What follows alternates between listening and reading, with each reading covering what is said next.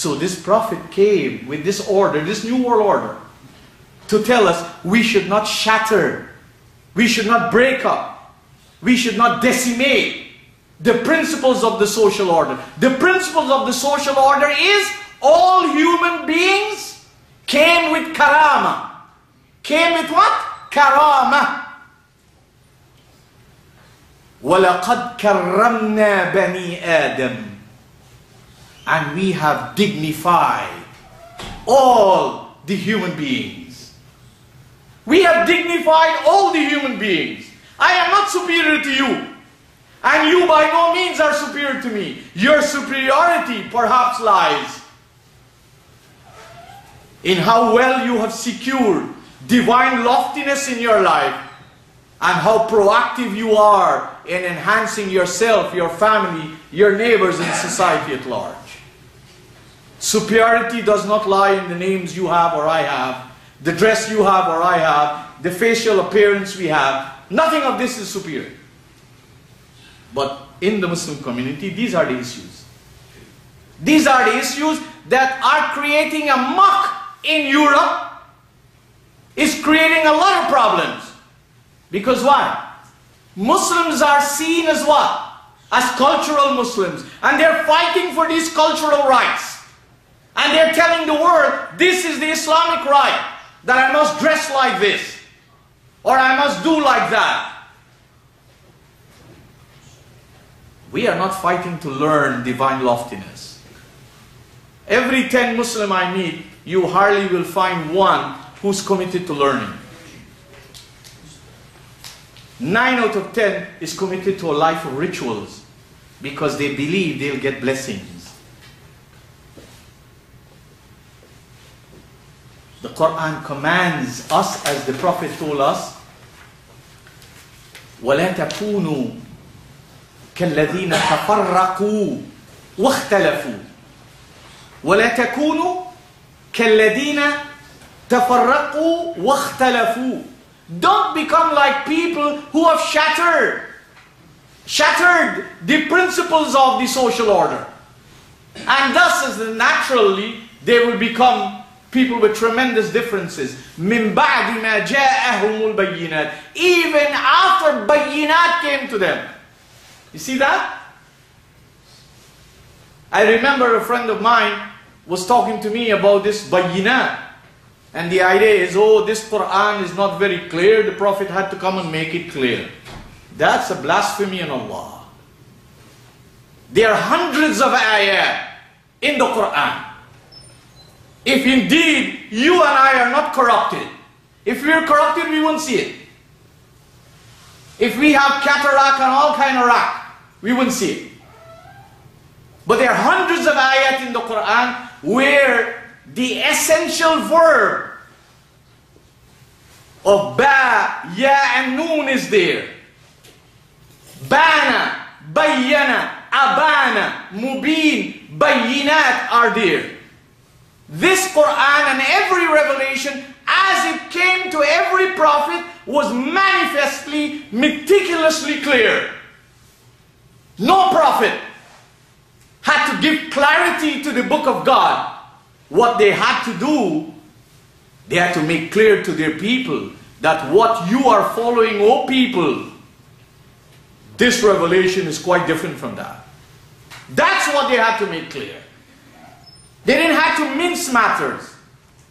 Because in every age, in every prophet, people try to influence the revelation. Because why? They want to keep the status quo of their fathers and forefathers, and their mothers and foremothers.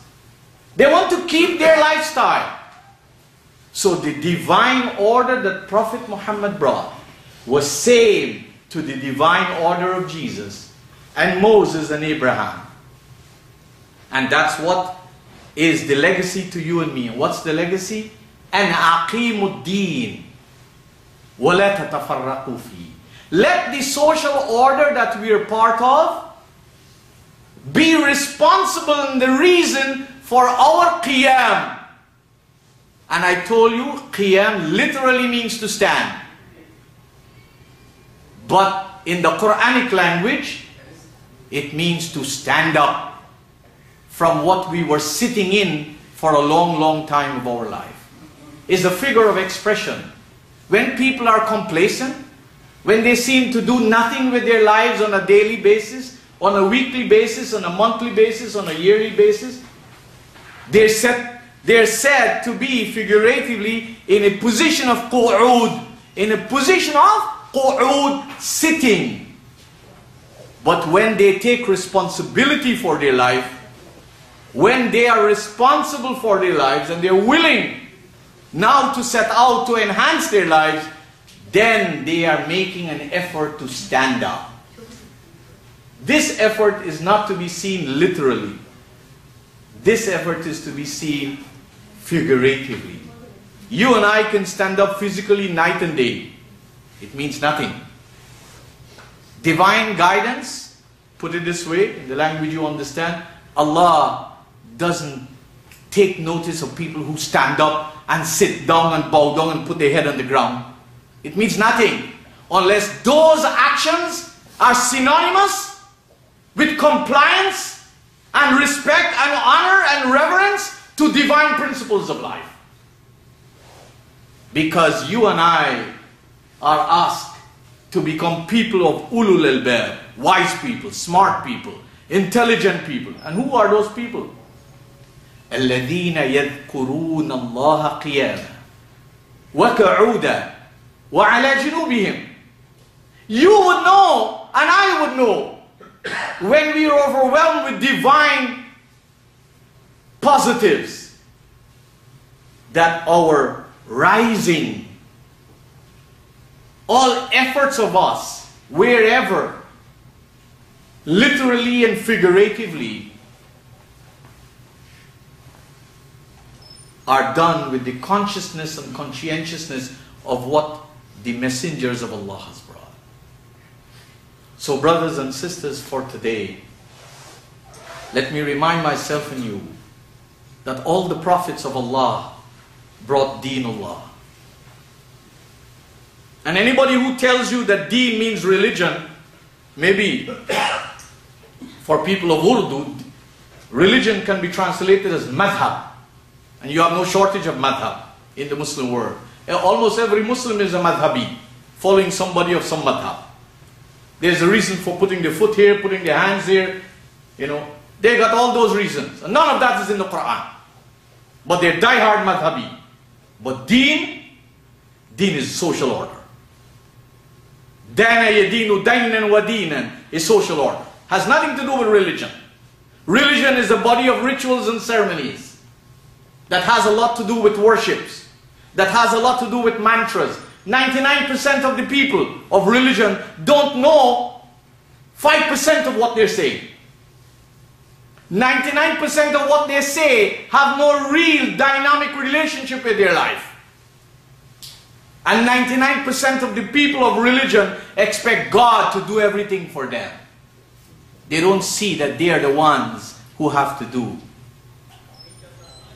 And a young brother reminded me just a couple days ago of a verse found in chapter 53, Surah Al-Najm, verse 39 and verse 40. وَإِن لَيْسَ لِلْإِنسَانِ إِلَّا مَا سَعَى. That's what the prophets brought. That's the world order. وَإِن لَيْسَ لِلْإِنسَانِ إِلَّا مَا سَعَى. And that human results are based on human struggles. The results of your lives are based on your struggles. The results of my life, they're based on my struggle. That's what Allah says. If you understand that, no doubt you will aspire to divine loftiness. This is the matter of meaning calling upon Allah. But you will not call upon Allah and do nothing, as most people do. They want God to do everything. Right? And the next verse continues, وَأَنَّ سَعْيَهُ سَوْفَ يُرَى. You want to know yourself? You can check yourself. I can't check you. And I can check myself. You can't check me. I know what I'm achieving. I know what I inherit. I know what I produce in life. It's all because of my efforts. You cannot be like me unless you make the efforts like me.